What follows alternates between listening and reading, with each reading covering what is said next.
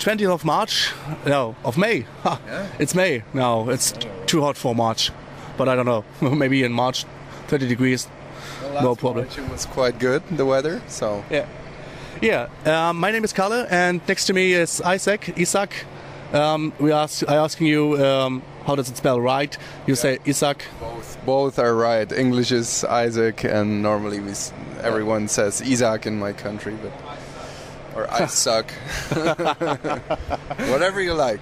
Okay, the voice behind came from Mark, the original member from Epica, and you are the. I'm the new guy still after 3 years. No, but I joined in early 2009, so right before Design Your Universe. As a guitar player. As a guitar player, yeah. So, but what was your first experience with the metal and rock music as you were a child? Started listening. The first album I actually owned was Use Your Illusion 2 from Guns N' Roses. Oh. The second one was Effigy of the Forgotten of Suffocation, so that was quite a... Yeah, I was really shocked when I heard that. I liked the cover, so I was like, okay, this must be metal, so I'll just buy it.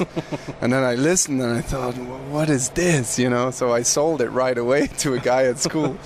And later I could appreciate that because I ended up in God Dethroned, obviously. But so yeah, that was like the first steps into metal was first Guns N' Roses. Then I started listening to Pantera, Machine Head. You know, I'm from '82, so all these bands like the '90s metal bands, Sepultura and stuff like that. Rage Against the Machine. That was my kind of music which I grew up with. How old? How you mean? How old? How old you are in this? No. When I was back then, well, it was the '90s, so I was like a teenager. Like, let's say I was 12 or 13, something like that. So late? Yeah, I mean, I come out of a very musical family, so my dad always listened to like Lou Reed, Pink Floyd, stuff like that, and my mom was more like Elton John, Tina Turner. I have brothers, older and younger ones, and my oldest brother listened to techno music a lot. My younger brother to real underground hip hop. So all of these things I kind of know from all these different genres. I know the good stuff. Not that I like all of it, but I kind of know it. And so yeah, I have my mom used to be a classical piano player as well, so I've heard quite a lot of different stuff. And maybe it was kind of late, but I started listening to metal when I joined, like how do you say that, high school. And when do you decided to play guitar? Was it your first instrument? No, yeah, because I actually always wanted to drum, but my dad, I was 7 and I attended music academy, and the first year is only solfège. You only learn how to read notes, and then from the second year on you had to choose an instrument, and I always wanted to play drums, but my dad said, no way, that in this house someone's gonna play drums. So then first I said, okay, then I'll do trumpet just to piss him off. But unfortunately the class of trumpet was already full, so I had to choose something else. And then in the end I thought, whatever, I'll do guitar. So I really didn't practice in the beginning. I hated it. I didn't want to go to music academy, but I was kind of forced because it was kind of tradition in our family. Just like I had to do music academy, art school, and sports. And now I'm happy that I did all of that, of course, because it was good for my general education. But back then I really didn't like it. But then like when I got into that metal music, and I heard like all these bands like Pantera with these awesome riffs, or Rage Against the Machine, or Dream Theater, then I was like, wow, this is really cool. So, and then in the music academy, they did a course for electric guitar, because I owned one since I was 11, but I never played it because I was used to play these acoustic guitar, classical stuff, and I couldn't play that on an electric. So, but then from that moment on, I had some guys at school who also were into electric. So, and I was 16 by then, so I actually started playing electric when I was 16. What was the time when you started your first band, or did you join the first band? Well, that was the first band. It was more, we had a kind of a free stage show at school. And so these other guys they wanted to do that, but they weren't experienced. They just had a guitar but never had lessons, and they thought, oh, this guy is going to a music academy, so he must be good. And I obviously also just sucked at electric because it's different than classical. But anyway, I pretended to be the guy. So we did like my first show was like covers from I think it was Roots, Bloody Roots from Sepultura, then The Offspring song, and then something like probably Smells Like Teen Spirit from Nirvana. So that was my first show, and from there on we just started messing around, and just had a couple of bands in Belgium, and then eventually when I was 18, so that was only 2 years after that. So in these 2 years I really practiced my ass off. But then I went to College of Music in Holland, and that's where I really started to learn how to play properly. And there it all started. Then I joined God Dethroned in 2004. And then actually before joining God Dethroned, I already played one show with Epica in 2003 for their first album, because the old guitar player, he couldn't make it for that show. And so I did this one show in France, and then obviously when he left the band, all the other guys said, yeah, we need to have this guy. And I just left God Dethroned, so that was like it was a good thing. Yeah. And, what other bands you played in before God of Throne? Mostly, first band was kind of thrash band. I really like this thrashy kind of playing, and so thrash band. And later on, the name was Forcible. Then I joined Edge Crusher, which was they're all unknown bands, but that was more like melodic death metal. And basically those two bands, I had some projects left and right, but those were the bands I really focused on when I was a kid. But like I said, in between starting to play electric and going to College of Music was only 2 years, so it was a very short time. And then pretty much when I joined or when I went to Holland to study music, then I started with God Dethroned, and so then it went kind of fast. But what is it for a step? Because you play in a first in a thrash metal band, now you play in a symphonic metal band. Yeah. Why do you decide to do this step? It's not that much different, People always think I used to play in God Dethroned, so that was like melodic death metal or whatever you want to call it, some black metal also. But in fact, it's not much different than what I do in Epica, because take away all the orchestration, take away Simone, which has like this they sometimes refer to her as being an angel, with la la la, all that kind of stuff. Just take it away, and sometimes you have black metal or you have death metal, I mean, our drummer Arjen, he also was a drummer in God Dethroned, and we used to play blast beats all the time. And of course, there's not many blast beats in Epica, but here and there you have this influence, or the double kicks or whatever. So it's not much. I mean, it has a different sauce on top of it, and that was the sauce we didn't have in God Dethroned, because we were only 4 people. We didn't have an orchestra, we didn't have a choir, we didn't have Simone, so it was just a little different. And now you have much more options to create music, and that's the thing. And I mean, if you play in a band, it's not about if you have a band, you shouldn't make one album of this kind of music, another album of another genre. You kind of have to stick to what you intend to do. And so yeah, it's like you could see Toxic Touch from God Dethroned as a kind of a step away from what they originally did, and the reason for that is because I kind of wrote half of that album, and I told you before that I'm more of a thrash player. If you give me everything I need, or if you let me write songs, then it's gonna be thrash. Okay. Also for the new Epica album, the stuff I write is very guitar oriented, and the stuff which Mark, for instance, is writing is more. He starts more from the orchestration, and so that's. But if you mix these two, then you get this Epica mixture of basically everything. So the special sound was making Epica to a band who's Epica. Yeah, you know. What was it for a feeling to be on stage for the first time with Epica? I mean, your first concert in what did you say, 2003? Yeah. What was it for a feeling to be on stage with Epica, and what was it for a feeling to play your first show you ever played before? Well, as far as Epica goes, so back in 2003, I was surprised that because we drove all the way to France for this one show, and I was used to the smaller bands playing local shows. And there was like a couple of hundreds of people there, and that was already something, because I was used to maybe 100, 200 maybe.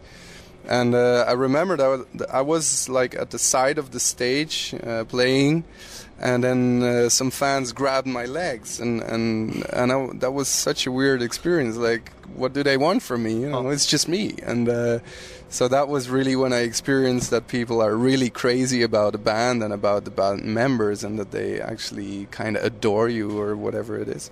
And so that was strange. And then the first show ever. That was the one I was referring to earlier with the covers, and so that was in school, basically for my schoolmates. And but maybe the first real show I did was probably the exams for classical guitar, which were public. So that's basically your grandmom coming over, and your dad and your mom and stuff like that. So yeah, that was. That would have been my first. This is interesting. My first show ever. Yeah. And what was it for a feeling to be on stage for these people and play your music? Well, it's something which has to grow on you, because first of all, when you start playing, you are starting to play, so you focus on what you have to do on your instrument. And of course, during the years, I've learned to. I don't really have to watch my guitar all the time. You can more watch the audience. You can.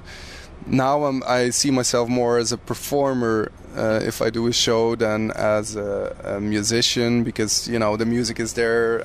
My fingers know what to do, and it's more like you just want to have fun, and that's something you can only do after you kind of master the instrument. And of course, there's always people who are better than me, but I don't need to be better for this kind of music. I mean, you wouldn't want to have a John Petrucci and Epica, because it would be a total different band then. So. And that's basically how I see it, And of course, I really love playing live shows more than being in the studio, more than practicing at home, because I always work to a goal. If we have to record an album, then I'll practice. If not, then I won't. And if I have something in my head, like I want to have this or that, then I'll just work until I'm able to play this or that. So I'm not this kind of guitar freak who's constantly trying to play stuff which you might never use. Yeah. So you got a passion and the honor to play for the fans, right? Yeah, that's basically what I really like. So in the beginning it was kind of scary, of course, because I'm kind of a perfectionist. So in the beginning, if you play shows, you're kind of scared that it's not 100% accurate. But in the end, I also play mistakes now, and it's live, so that's what happens. But I just try to be as perfect as possible and also give a good show, because in the beginning I was just standing there watching my fingers all the time, and before you know it, the show is over and you haven't seen who was on the first row, and so that's something I do different now. Yeah, as you said, you will be a performer on a show, yeah, and on a stage. What would you say? How would you describe the show of Epica when a fan didn't see a show before? Well, first of all, I think that Epica is a band. If you listen to albums, we make albums and not songs, because on every album you have such a different variety of genres, always metal or close to it. But yeah, it could be a very catchy short song, or a very long and epic song with a huge mid part which is progressive, or it could be a ballad. Anything can happen, and that's also how we try to do the live shows. You kind of want to have a flow. So yeah, basically we also have an intro to the show, and then we always try to do as much as possible within the budget to bring extras like light, or sometimes we do pyro.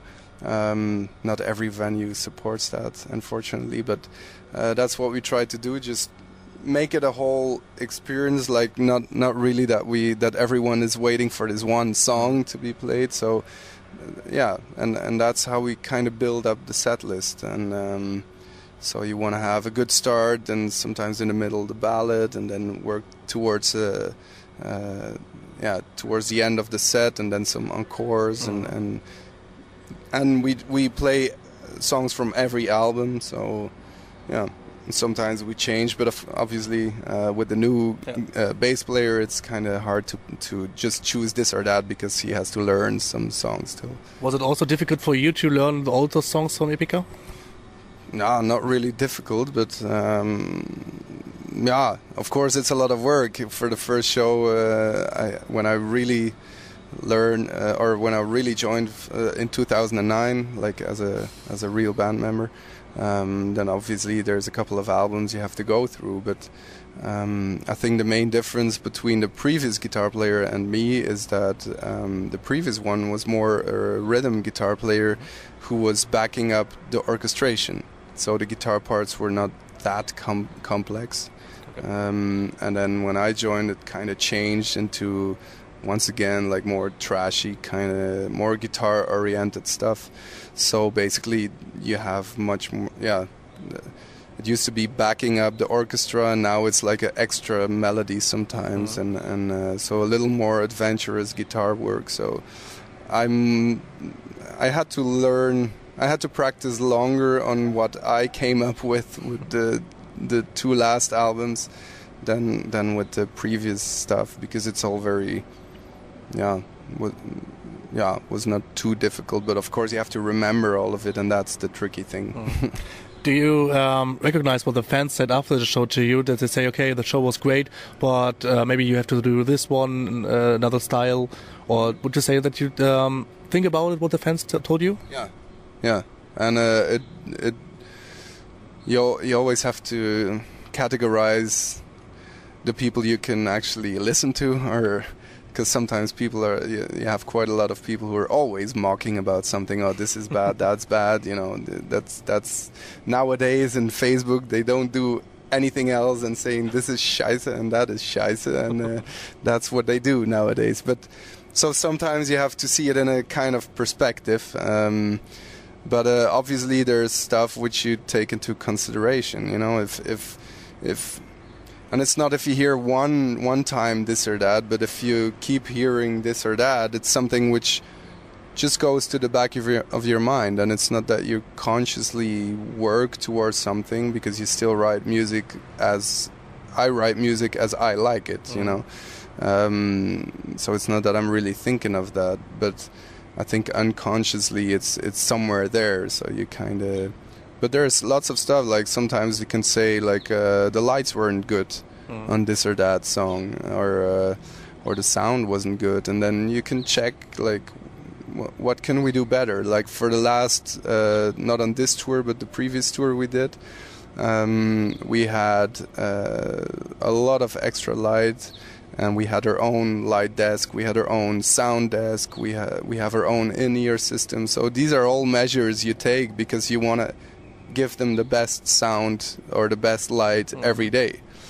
And for this tour, because it was a little smaller and we couldn't bring an extra truck to get all that stuff, so we couldn't bring all of it. But yeah, if we have the possibility, we'll do anything we can to make it as good as possible. And yeah, I've seen bands who are much bigger than Epica and who don't really care about that, and it's a pity. If some people just try to give you good advice, and you should just, I mean, why not? You know, if they think A and you think B, and maybe you have to find something in the middle. You know?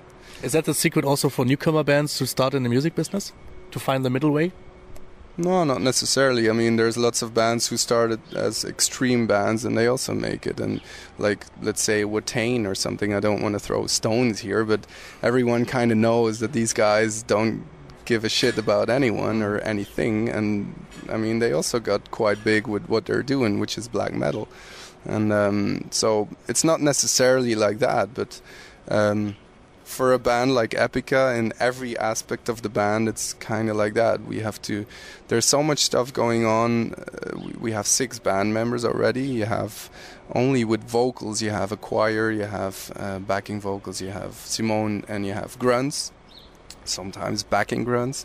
So there's so much stuff going on only on vocals. So you need to have a kind of balance between everything, and you need to, you know, sometimes this guy wants that and someone else wants that. So everything in Epica is already like kind of negotiating all the time about stuff. But don't look to Epica. I mean, look to newcomer bands and unknown bands which maybe want to start in the music business and want to start to do concert. What would you say they have to do?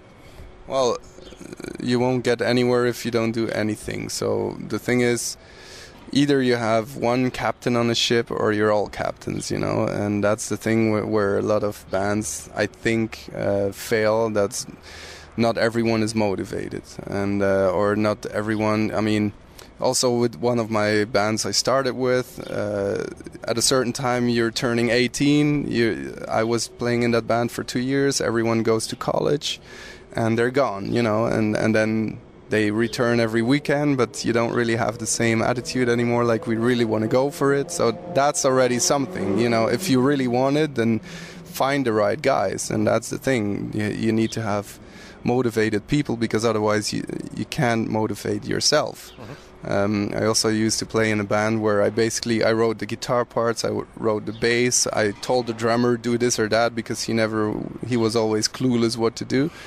I wrote the lyrics, so basically I did everything, and I wouldn't really have mind keeping up with that if everyone would be motivated and would be like, okay, let's do this, you know. But then it's like, yeah, I didn't practice as well because, you know, whatever, you know. It's so that's also something. I also made a mistake there to try to keep going, you know. At a certain time you just need to see like, okay, this is not working, and then just make decisions. However, you know, for newcomer bands, mostly it's just a hobby. They don't really want to, sometimes they don't even want to get somewhere, but it all starts with good music, and you can only decide if you listen, and you can only listen if you really know what you're doing. Because if you're too focused on what you're actually doing, then you can't listen. So either you practice your ass off and you make sure that you're able to play your instrument, or you record it all the time and you just listen back to it and just be very open to it. Like, I mean, huge bands are not only huge bands because they are huge. No, they make awesome music, and that's why people like them. And sometimes it could be because it's technical. Sometimes it can be because it's a certain chemistry or something. It's could be anything, you know, or they were there at the right time or whatever. But they all have something, because people buy these albums, and even if it is a hype, if it's a hype, then it's because something is right, you know. And so that's basically what you need to do. Just have fun, but be kind of yeah, sometimes I hear people give me demos all the time on the road. Listen to my band, and then I think most of the time it's like it doesn't really stick. There's nothing really there which I can grab and think, yeah, this is really awesome. And it's very hard, of course, to explain like what you should do, because there's so much you could do or couldn't do, and it's different for every band. But the problem, I would say, is that most of the melodies and sounds are already existed. Yeah, but I mean, if you have a good band, then it's a good band, you know, even if it's already been done before. Because I mean, honestly, listen to all the modern pop music; it's all been done before. They only wrap it in a different package, and a different package could be a new kind of beat or yeah, whatever, you know. It could be anything, like the Police back in the days. It's just this kind of reggae music which they just polished it. It's very clean, but it's done in such a good way. Or Maroon 5 or something. They just make normal pop songs. Nickelback is just they're huge, but they just make regular pop or rock songs, but they just do it so good with a brilliant singer, of course, and so yeah, just if you do it, just do it good. And that's basically the only thing I could. The main thing. I also used to teach and stuff, and it's always the same. You don't need to play a lot, but if you do it like you should. That's a good word for the end. Isaac, I thank you very much. No problem. Enjoy the show. Yeah. And thank for the interview. No problem. Good luck. Bye. War schon aus, oder? Okay. So some special extra questions, just audio. What would you say, why many female vocals decide to come and to sing in the symphonic metal business? Because it kind of fits. I mean, if you compare it to Arch Enemy, for instance, that's different kind of... it's different because she's screaming. And it's just making much more sense, especially with the operatic kind of vocals. Then you kind of need... opera isn't... it's opera for a reason. It's because it's backed up by this whole orchestra or choir or whatever, and it just works. And it's also the same, like I said before. If it works, why should you change it? I mean, if you listen to bands who, like these demo bands, who don't have the tools or the knowledge to kind of create a whole orchestration, then it also feels like, or you kind of miss something. It's not totally there, and I guess maybe, of course, if you have the screaming guy and you have the metal guitars, then it makes sense. It's like brutal, and that's how we like it, you know. And then if you have the same but with a girl, like la la la la la, then you think, nah, that's not true metal. That's not how it should be. So I guess it has to do something with that. It's the same like if you would have like brutal death metal and then you have this Jorn Lande singing on top of that, then it would be like, that's not totally how it should be. You always have a keyboard with stuff like that. And because I think it also has to do with, if you have melodies, if you just have, let's say drum and bass, and you have one melody, especially in metal music, it doesn't make sense. You need to have two melodies at least going, like kind of question and answer or whatever, you know. It's always more than one line, because otherwise it gets lost in the wall of sound or something. Okay, so you said you then need maybe two lines. Now you can decide. You got maybe 6 members, maximum 6 members, to create your all-time favorite band. Am I one of them, or? If you like. No, I don't like. I want to be the manager and cash all the money. Okay. 6 members. Maximum. You can. Maximum. Yeah. Okay, on drums, Simon Phillips. Which band? He's from Toto. And he's very all round, and I like him as a drummer. He's, I also like this kind of fusion stuff, and he can also rock.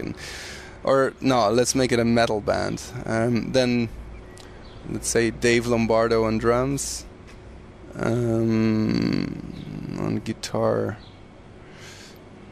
maybe one of the Lamb of God guys maybe on guitar. Which one? The one who has this bluesy kind of stuff. I don't know his name.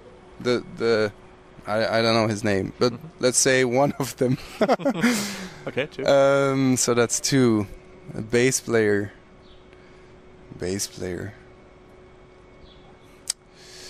My God, I don't know. Bass players. Well, let's have some fun. John Mayung from Dream Theater on bass.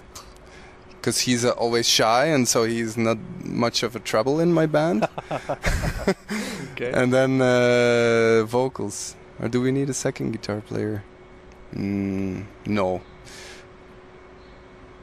And vocals. Maybe Rob Flynn. Yeah, Rob Flynn. Nice. And maybe one of the Amet. Maybe Christopher Amet from Arch Enemy. Okay. And I guess that's it. Maybe keyboards.